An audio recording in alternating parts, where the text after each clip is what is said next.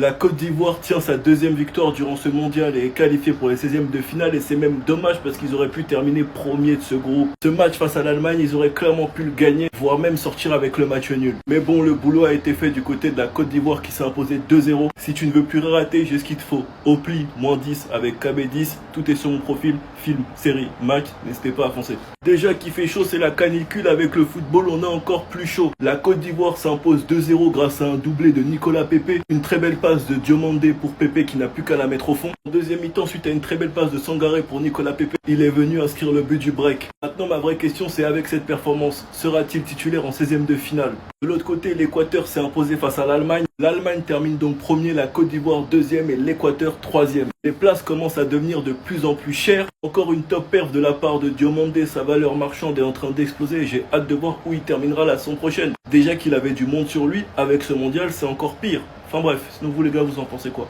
Ramenez-vous sur Snap, on s'ennuie. Eh les gars, il fait trop chaud, c'est hard. Les gars, vous l'avez puni à la CAN. Vous n'avez pas pris Nicolas Pepe. Vous l'avez réincorporé dans le groupe. Maintenant, il est là pour se venger. Les gars, il est en mission. Nicolas Pepe, il est en mission. Ce soir, il met un doublé. Et ce soir, l'équipe, l'attaque, elle était presque type. Ce soir, il y avait Diallo, il y avait Diomandé. Mais les gars, celui qui sort du lot ce soir, c'est Nico Pepe, les gars. Quelle revanche il prend à la CAN pour une vidéo avec Just Riyad. Ça l'a laissé de teco. Emerson Sfaé l'avait laissé de teco, même si je pense que le problème était bien plus haut et que c'était plus haut que le coach, c'était pas un choix du coach. Mais les gars, il arrive en Coupe du Monde et il te claque un doublé. Les gars, quel est le dernier joueur ivoirien à avoir claqué un doublé en Coupe du Monde? Drogba? Non, je demande les gars, je demande. En tout cas, la Côte d'Ivoire s'en sort très bien. Ils auront quand même fait 2 victoires contre l'Équateur, contre Curaçao. Malheureusement, une défaite à la dernière seconde contre l'Allemagne. Mais je pense que c'est un vrai début de parcours ou une vraie phase de poule très encourageante. Les gars, dites-moi dans les commentaires, les Ivoiriens, si vous êtes fiers de votre équipe. En tout cas, pour moi, dans cette Coupe du Monde, il faut donner les clés à ce monsieur. Nicolas Pepe, c'est lui qui va emmener les jeunes avec lui. Les Diomandé, les Diallo. Les gars, Diomandé, c'est un futur crack. Mais à l'instant T, les gars, il a encore énormément à progresser. Il y a beaucoup de déchets dans les choix, c'est pas toujours juste. Alors je suis d'accord, quand il touche le ballon, on sent qu'il a quelque chose. Mais les gars, il a besoin des anciens pour parfaire. En tout cas, les gars, quel match de Nico Pepe, quelle revanche pour lui. Les Ivoiriens, dites-moi dans les commentaires là ce que vous avez pensé du match de Nicolas Pepe et des autres. Et où est-ce que vous pensez aller en Coupe du Monde? C'est gérer. En fait, le mot de la Côte d'Ivoire, c'est gérer. L'Équateur, c'est gérer. Curaçao, c'est gérer. L'Allemagne, pendant très longtemps, ça a été géré. La France, en phase de préparation aussi, ça a été géré. La qualification 16e de finale, elle est gérée. Et de quelle manière? Ils sont trop forts. Aujourd'hui, ils surclassent de 1, 2, 3 classes Curaçao. Tranquillement. Yann Diomandé, c'est abusé. Mais on n'a rien dit. Au calme, ils ont un magicien dans l'équipe, c'est exceptionnel. Amad Diallo, c'est choquant. Diomandé, on n'a rien dit. Amad Diallo, ça commence à faire beaucoup. Puis est arrivé Inao.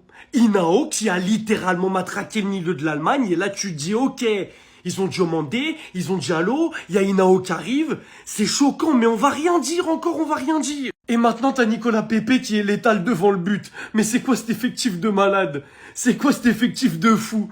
Diomandé, Diallo, Pepe, Inao, ils vont s'arrêter quand?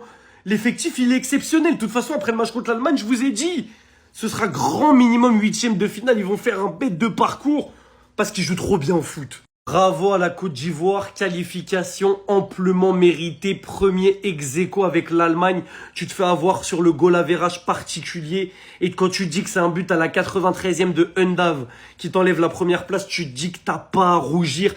T'as été monstrueux dans ce groupe. C'est même pas que t'as été loin d'être ridicule, c'est que t'as été monstrueux.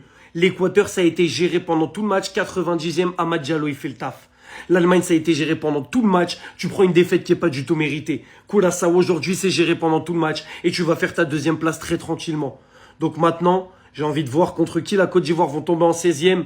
Mais j'aimerais pas les prendre en 16e, j'aimerais pas. C'est une qualification historique pour la Côte d'Ivoire face à Curaçao. Début à 0. Direction les phases finales de la Coupe du Monde. C'est la première fois que ça arrive. Et franchement, c'est mérité. Ah, il y a des personnes qui ont voulu s'en séparer à la Fédé. Il y a des personnes qui ont fait en sorte qu'il ne joue pas à la Coupe d'Afrique des Nations.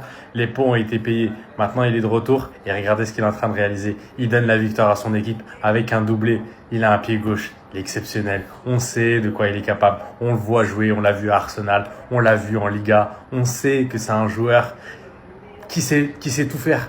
Il sait accélérer, il sait dribbler, il sait tirer, il sait passer, il sait marquer, il sait faire la différence. Les amis, moi je me suis régalé quand j'ai regardé son match et je vous assure, si la Côte d'Ivoire avait eu Nicolas Pepe lors de la Coupe d'Afrique des Nations, il serait allé beaucoup plus loin. Voilà, je suis fermé au débat. Après, il y a tout un collectif derrière. Il y a bien évidemment un monsieur dans la personne des Mercey Faye. Et à un moment donné, il va falloir parler de ses travaux avec cette équipe ivoirienne. Après la victoire en Côte d'Ivoire en Coupe d'Afrique des Nations, maintenant, un très très beau parcours qui est en train de se profiler en Coupe du Monde, direction les 16e de finale. Et je pense que la Côte d'Ivoire va aller beaucoup plus loin que les 16e, ne va pas s'arrêter au 16e. D'ailleurs, c'est l'objectif pour le Maroc, pour l'Afrique du Sud aussi, même si je ne les supporte pas. Mais par contre, pour les éléphants, là, ce qu'il a réalisé, lui, il a créé un vrai groupe. Il y a une alchimie, les entrants, les sortants, tout le monde est concerné. Très très bien, je suis très content pour le peuple ivoirien également. Force à vous. Hâte de voir maintenant ce que ça va donner cette compétition. La Côte d'Ivoire bat et se qualifie face à une très bonne équipe du Curaçao. Oui, malgré ça, c'est quand même la Côte d'Ivoire qui va ouvrir le score avec Nicolas Pepe. Une récupération de balle de Yann Diomandé qui va servir parfaitement Nicolas Pepe, qui va couper ce centre et ouvrir le score. Puis très très peu d'occasions dangereuses jusqu'à la 63e minute où Sangaré va voir lancer Nicolas Pepe, encore lui, dans la profondeur qui va lui mettre. Et ensuite, finition clinique, pied gauche. Rien de plus après dans ce match, à part dans la toute fin, où on a vu un très bon Eliwaï qui a apporté une petite touche supplémentaire. Les Ivoiriens finissent deuxième de ce groupe. Quelle belle histoire. Quelle belle justice le football peut nous offrir parfois. Et cette justice, c'est celle de Nicolas Pepe, les amis. Lui qui, pour ma part, de manière injuste, avait été écarté de la CAN. On reviendra pas dessus, j'aime pas parler de l'extra-sportif. Lui qui aurait mérité cette CAN, surtout vu sa saison à Villarreal. Est finalement revenu sur cette Coupe du Monde, où il a été très très bon contre l'Équateur, sur le banc contre l'Allemagne, et dans ce match contre le Curaçao, la Côte d'Ivoire marque 2-0, et les 2 buts sont signés Nicolas Pepe. Les premiers de sa carrière en Coupe du Monde, mais surtout ceux qui resteront dans l'histoire comme les 2 buts qui ont qualifié la Côte d'Ivoire pour les 16e de finale. Pour la première fois de l'histoire où la Côte d'Ivoire va sortir des poules de la Coupe du Monde. Alors que la Côte d'Ivoire finit 2e en plus, pas meilleur 3e, et d'une poule de la mort. Franchement, c'est extraordinaire et pour moi, il faut tirer un immense coup de chapeau à Nicolas Pepe. Parce que quand tu as été boycotté comme ça d'une CAN, revenir sur une Coupe du Monde et avoir autant cet état d'esprit collectif pour n'avoir aucune rancœur et se donner à fond pour jouer pour son équipe, c'est tout simplement la marque des plus grands. La revanche, elle est belle, Nicolas, et c'est la plus belle que tu pouvais offrir à toi-même et à tout ton peuple ivoirien qui est fier de toi ce soir.